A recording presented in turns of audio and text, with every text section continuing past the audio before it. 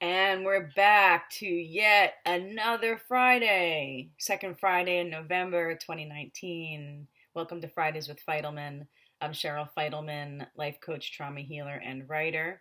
And today's topic on Fridays with Fidelman, I haven't quite landed in how I'm going to word it, but it's something around healing your trauma. Your practice has to be like at Olympic level, like you're training for the Olympics, as if trauma healing was an Olympic level sport, or an Olympic level training process. My background's a little bit different this week because I'm in Seattle visiting my family. Um, so there may be a lot of family rustling and bustling going on in the background if we get some noise interference. So, you know, there's so many different practices when it comes to healing. There's meditation, there's breathing exercises, there's cognitive behavioral therapy, there's all different kinds of coaches, all different kinds of healers, all different kinds of therapists. And there's also free programs, there's tons of free programs. Tons of free support when it comes to healing childhood trauma, when it comes to really looking at your codependence and seeing how and why the way in which you relate to people and the world around you has formed, and how to heal that, get to the other side of it, and live your true potential. So there's so many different ways in which to heal, and healing could take years. And as you move through the years, there are different layers that you peel away. But really, like true dedication, like actually doing something every single day. And it's not even just one thing every single day. Sometimes it's several things every day. There's your meditation, there's your breathing, there's your yoga, there's your exercise, there's how you eat, there's how you speak to people and the filters through which you hear people and interpret people. There's the ways in which you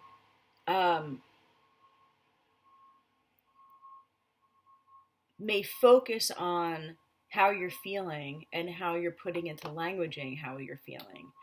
There are the ways in which you may, or we may project our reality onto others and then respond to that projection, and then in a healing practice start to notice the difference between real and illusion as far as who we think people are in our lives, and why we think what their intentions are, and who we think we are and what our intentions are.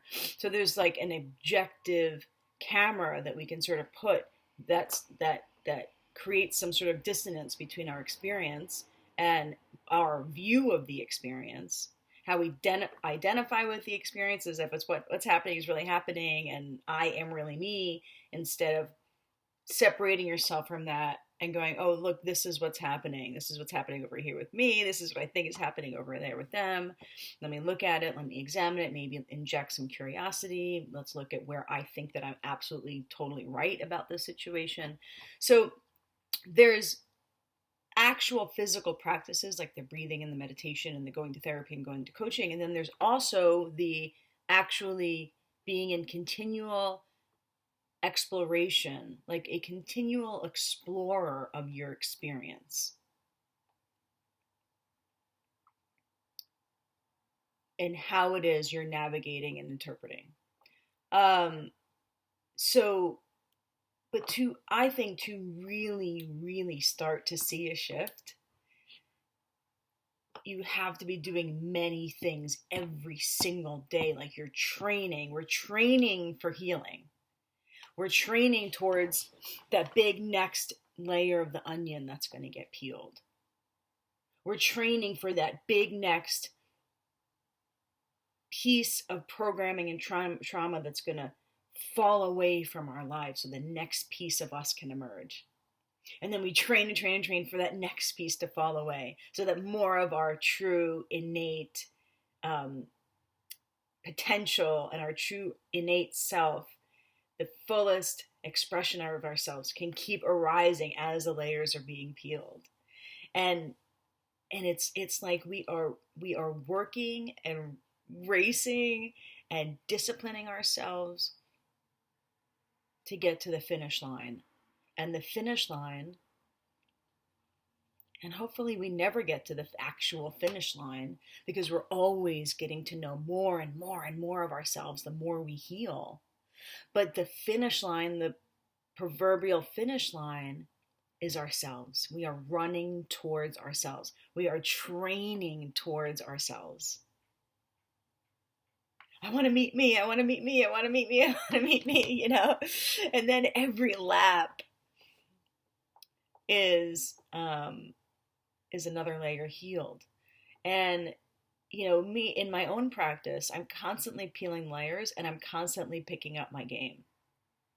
And the more I pick up my game, my daily, every day, I have my meditations that I do every day, and I have my exercise, and I have my own coaching and my own therapy. I have my own sort of team that supports me. Not sort of team. I have a team that I'm in contact with every day, and it's more than one person. It's several people, because I need a lot to really just keep me in practice, because I'm fully and completely dedicated to completely and continually being on my mission and purpose, and nothing throwing me off of that.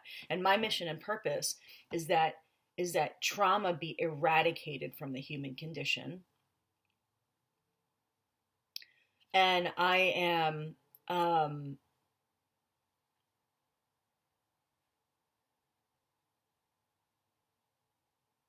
continually, what's the word I'm looking for? Fulfilling on my mission and purpose, one person at a time, one nervous system at a time. I work with one person at a time, supporting their healing for my mission that trauma actually be eradicated from the human condition, which is like a big mission, I'm just in my lifetime, I'm gonna set that ball rolling, and the ball is already rolling. There's plenty of trauma healers out there, and I'm just another player in the movement, so that once I'm gone, there's more people, more nervous systems healed, and more healed nervous systems that are giving birth and creating humans that are either without trauma, or they have the tools at a very young age to continually heal their own trauma as they're being traumatized. Because actually, to be human is to be traumatized, but we're just not taught at a young age how to process it out of our system continually. It just keeps getting, compounded and compounded and compounded. In any case, I digress a little bit. So in order to keep picking up my game, like for example, I did a huge push with my business this year, and I grew my business a lot this year. And what fell off was my eating. I mean, I was just working many, many, many, many hours a day, so committed, so focused, and eating whatever I wanted. And so I had times where I gained a bunch of weight, and part of my practice, I set some of my daily practice aside. And so now, as I get my food situation back on board, and I have all of this support to do so, my game is going to lift again. And as I keep looking shining a flashlight on all of the corners of my life and my developmental years, and even years in my 20s and my 30s where I experienced trauma, I just keep exploring, and I keep flashing the light, and I keep my practice every single day.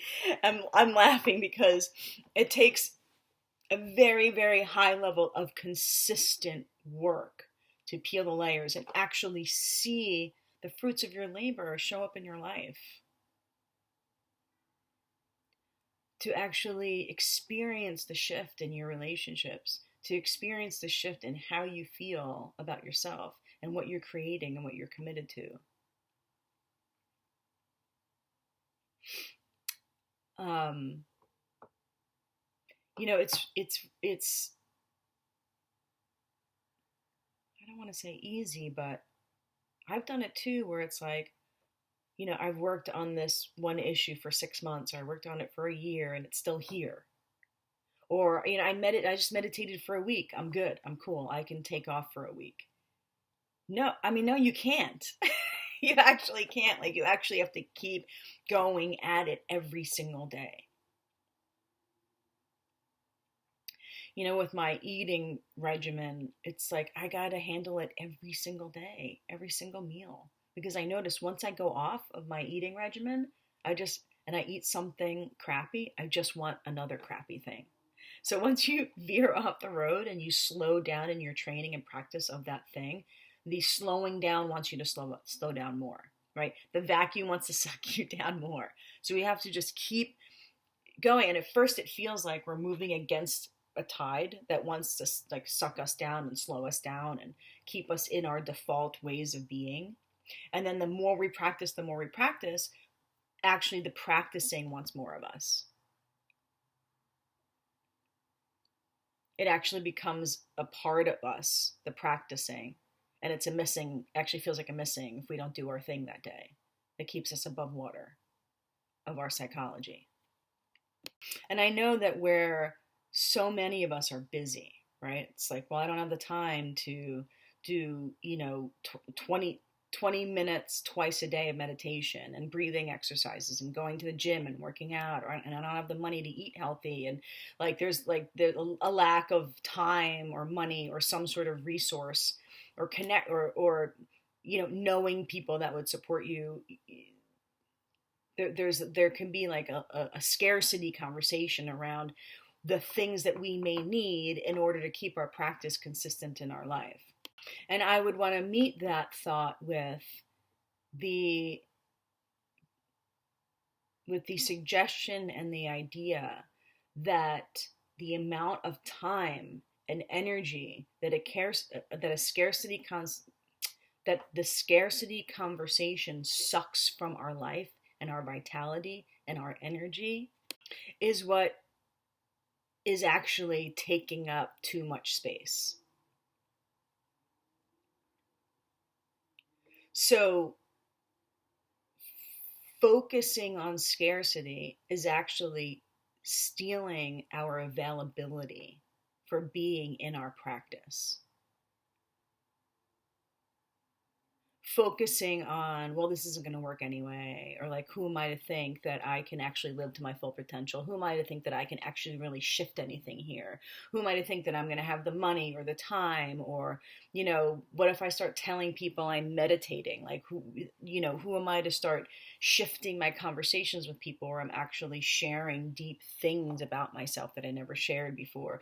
Who am I to actually start to reconfigure my life to what I actually dream it could be? And all the conversations about lack of potential or lack of possibility, or like it couldn't actually happen to me, or what I'm trying to say is that the scarcity conversation is really where the time and money suck and the resource suck, rather than the actual reality of how much time and resources we have.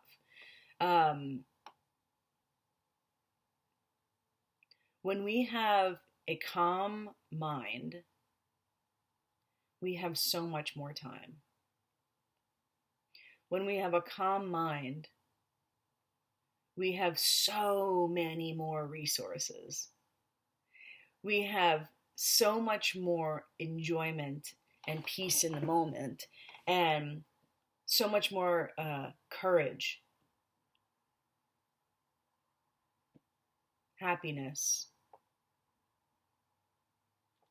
When we have a calm mind, which comes from a very high level of practice, for some of us, it takes an extremely high level of practice to have a somewhat consistent experience of having peace of mind, right?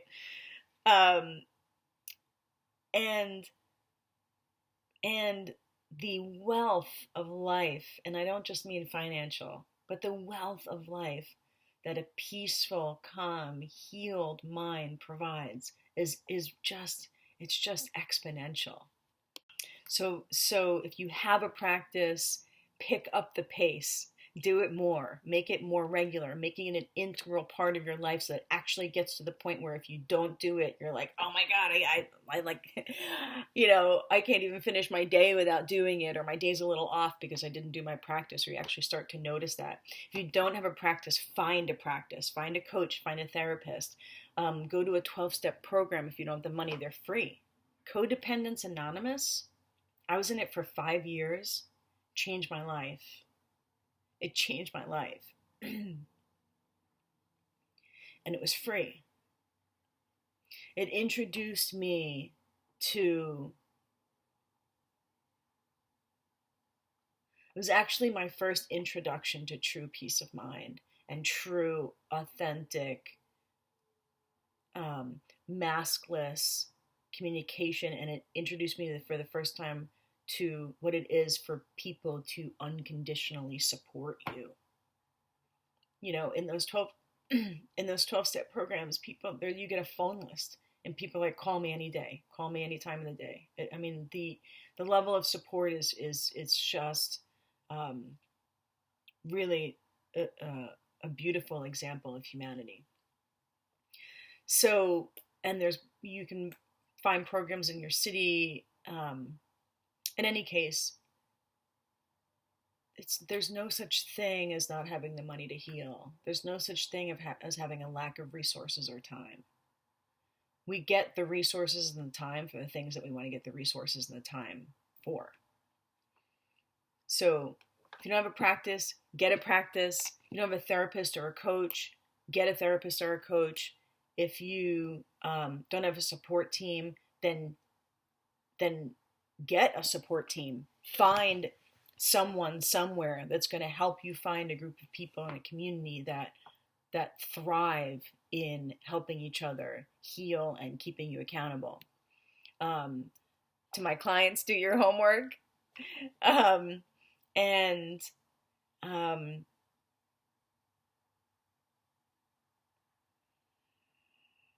train for you. Do this Olympic level training in your practice every single day. Not only like your life depends on it, but the highest and fullest expression of you in your life is what depends on it. I think that's it. I'm going to go back to my weekend with my family here in Seattle. I love you. Happy healing. You have it in you. You have it in you. And when you think you don't have it in you, it's not you talking. That's your trauma. And the more and more you stay in your healing practice, you will hear your voice inside of you way more than the voice of your trauma. Have an awesome weekend, everybody. Happy healing, and life is now. Bye.